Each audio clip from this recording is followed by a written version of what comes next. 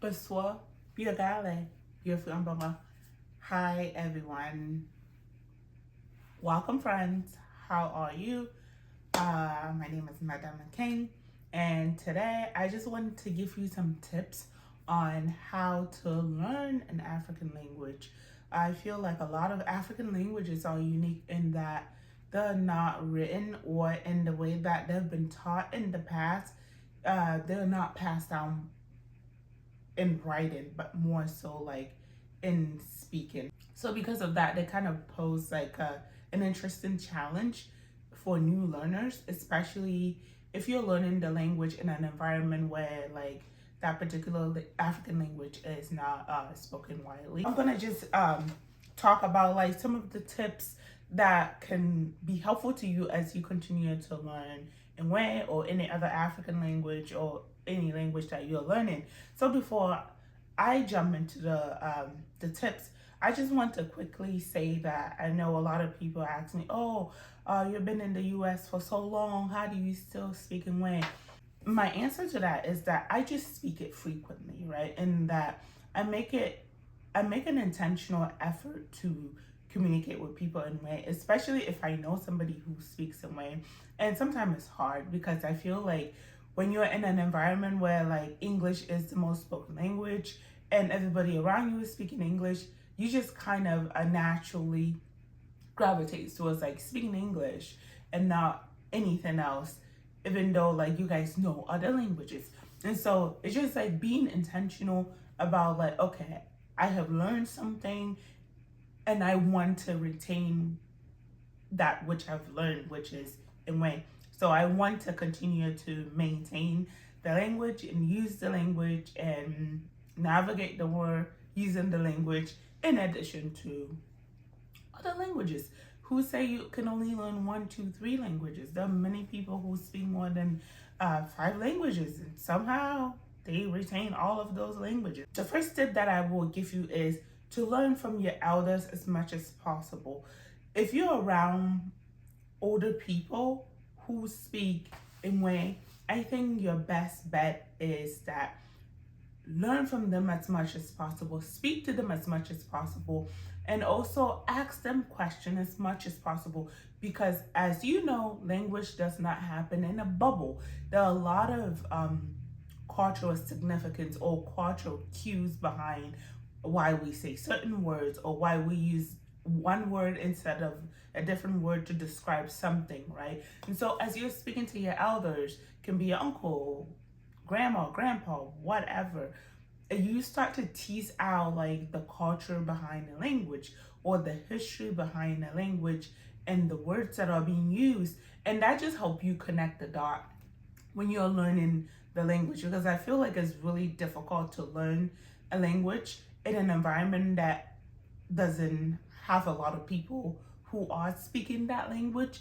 And a lot of African languages in the US or like European countries are like that. You don't have a lot of Europeans, Americans speaking a lot of African languages everywhere. Like you rarely ever go out and somebody's just, just speaking an African language that you happen to know. And so because of that, speaking to your elder is really important in terms of like just like learning more words, learning the culture behind the language, learning the history behind the language, and so forth.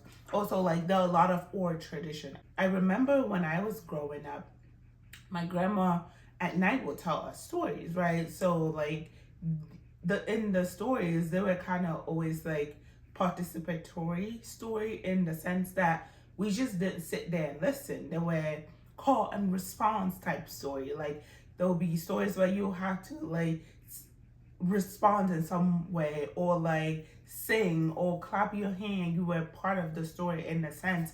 And so like them kind of telling those stories help connect us to the language.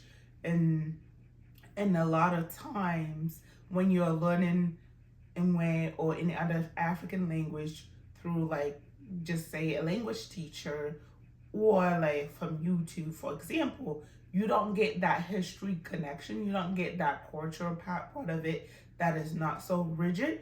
And so by talking to your elders, you start to kind of just learn those things, and it kind of keep you in touch with the language, which is great. And the second thing is prioritize the tone and the way that the words sound.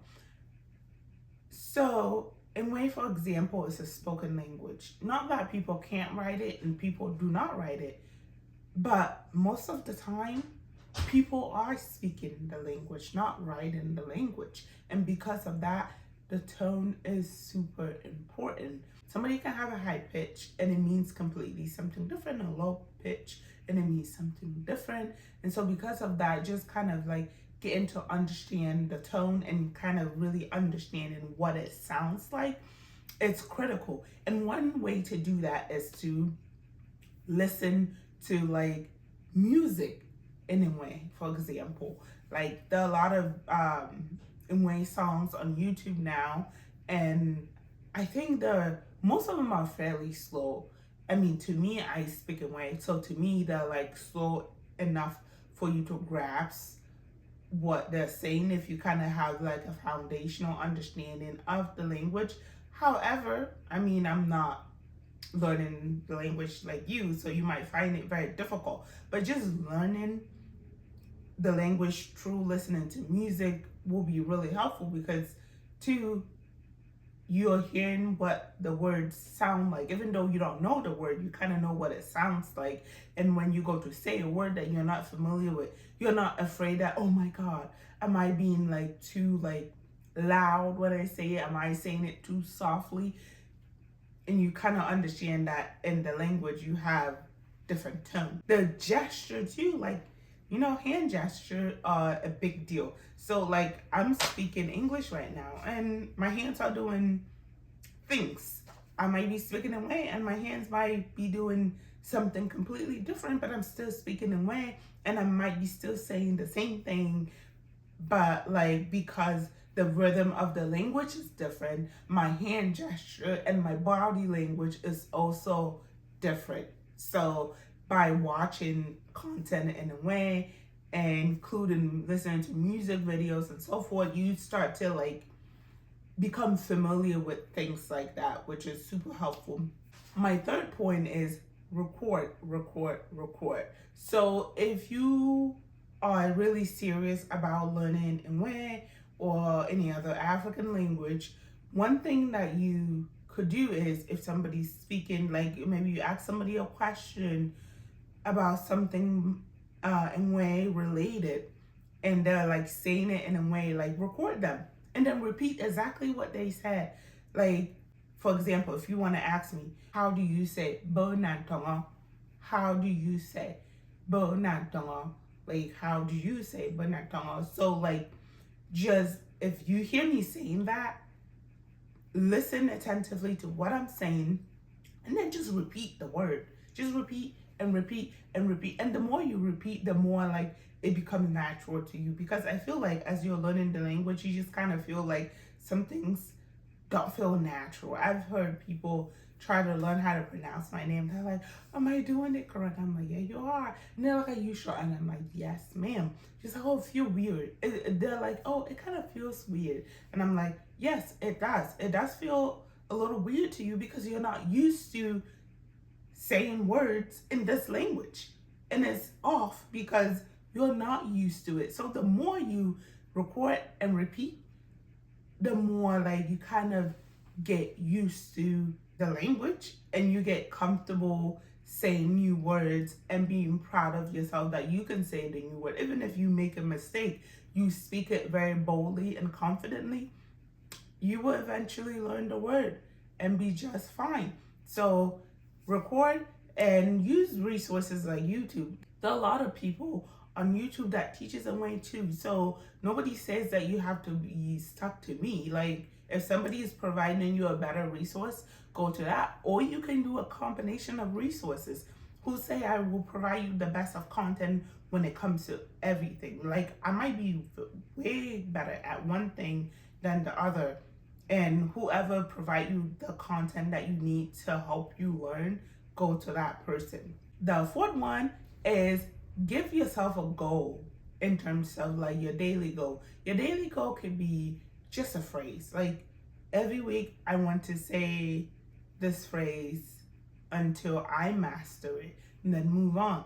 Not that you can't add to the phrase or the phrases that you want to learn each week, but like you just kind of commit to different phrases until you learn it and then you move on. I think one thing with learning languages is that repetition is the master of the game. Like you just have to repeat and repeat and repeat. And the more you repeat, the better you become at learning the language, because you know, like the language is mostly memorization, right? Say like you are repeating something, but every time you repeat it, it's in the same methodology or you use the same method to repeat, it get like redundant and you get bored and you're like, oh, I'm not interested in this anymore, blase blase. And so one thing I would suggest is that with the repetition, try to use different method. Like maybe this time around I'm repeating, you know, household items, and then I'm going to the store and I'm finding the household items and I'm trying to like recall them from memory, and then like making a note of the ones that I wasn't able to recall and then get back home and do it. Or like sometime like if you're cooking or maybe someone that you know is cooking, you go to the kitchen with them and the tools and the ingredients that they're using, you try to remember or see if you can remember the words for each of those things, and just put yourself in like different environment where you can use and learn the language. Because I feel like the more you're interactive with it and not see it as let me sit down at 1 o'clock and learn it watching a video, the more like you're able to like learn it because you're kind of incorporating it into your own life. I have a YouTube video that I list at least 150 common verbs in a way. You can go back and see that video and maybe record like 10 or 15 of those verbs and say, okay, in the next month, I want to master these 10 verbs plus X, Y, and Z. And just start with stuff like that and then work your way up. The fifth one and the most important one is to build your own spelling system. For the longest time, the language has been spoken and not written. And because of that, the alphabet is just now being developed. And to be very frank with you, I technically don't know how to use it because there are a lot of accents and a lot of symbols that I don't understand, but I can speak the language and I'm fluent in the language, but yet the accent and everything else just make a word that is like as simple as atu, which is head, complicated sometimes because you don't know what those accents do.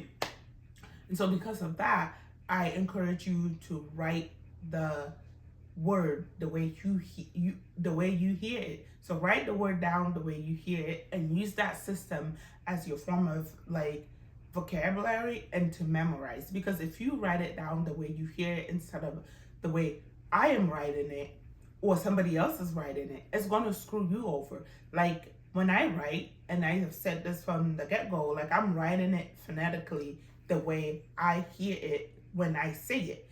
But to you, it might sound a little slightly different.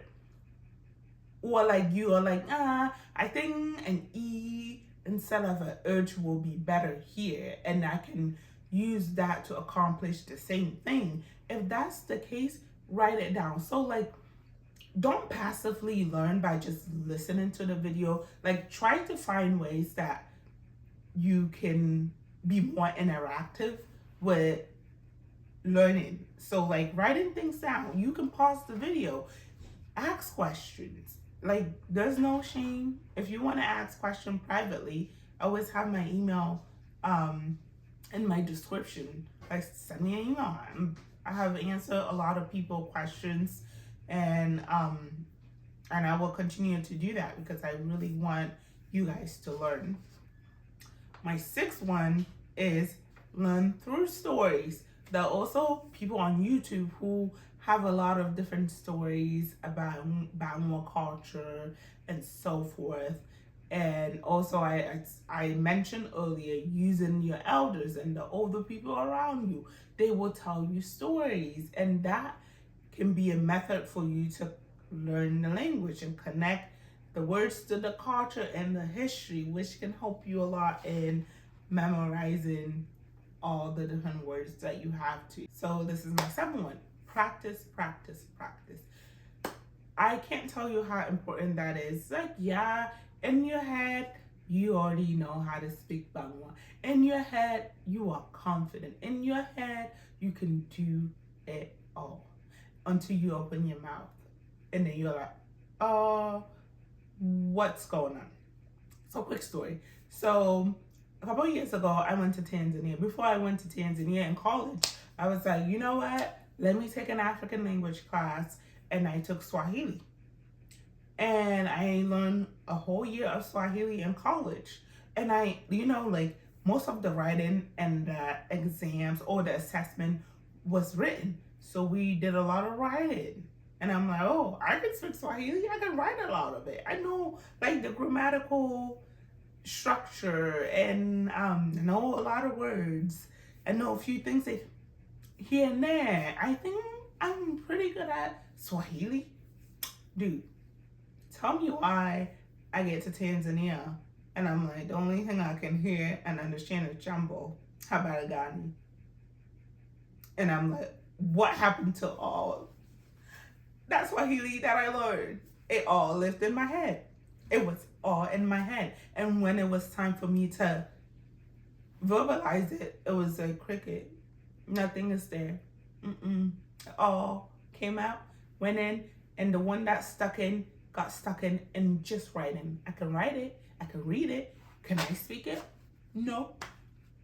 What's the point of a language or learning the language if you can't speak it? So I say that to say, practice speaking the language. Practice being comfortable making mistakes. That's all that I'm going to say. Like, you have to be comfortable making mistakes because you will make a lot of mistakes. And also, please forgive yourself because it's very natural. So just speak and speak and speak. If you hear me say a word, repeat the word. Pause as many times as you can. Find ways to make it fun for yourself. But anything you do, speak it. Speak it and speak it and speak it, because that's the only way you're going to be able to ever build the confidence to speak it enough for people to understand you. So this next one is a little bit more like touchy one. I feel like when you feel attached to something, you feel the need to preserve it. And because of that, you make an effort to want to preserve that thing. If you don't see yourself as Bangla, if you don't see yourself as a conduit of Imwe and the Bangla culture, it's hard to connect enough to learn and master the language, right? And so find ways to connect to your culture. I'm not saying you can't be American as well. I feel like you can have a duality of culture and just be fine, right? Nobody says that you have to only have one culture. You can have multiple cultures. And I feel like if you connect to the Bangla culture and if you find ways to connect to the culture, it's going to make it easier for you to learn it because you feel like there's something to gain. There's more to gain once you learn the language. One thing that I've learned throughout my life is that when you learn a language, a whole new world opens up to you. I'm not even joking. A whole new world open up to you. When you learn a language, even people around you that speak that language see you differently.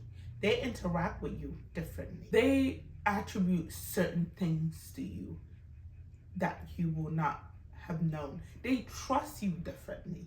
And because of that, it's like really eye-opening because you're like, wait, but you didn't trust me. But then I open my mouth and I'm speaking away. All of a sudden, I'm now trusted. Why is that? but it is the reality. And speaking English with an African accent amongst certain group of people, they're like, you must not know X, Y, and Z. Like I work in and around like politics, government, right? And because I'm speaking with an African accent, they're like, yeah, I mean like American government, American laws. You have an accent. How did you learn American laws? You probably don't know because, your accent, blah, blah, blah. And because of that, they're like, yeah, we can't trust that. And that is the same thing in Mbangwa.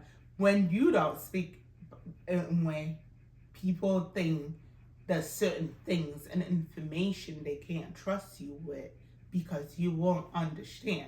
Even if you wouldn't understand it, but if you speak it, make an effort to speak it, all of a sudden its tone changes. Oh yeah, you will understand. Yeah.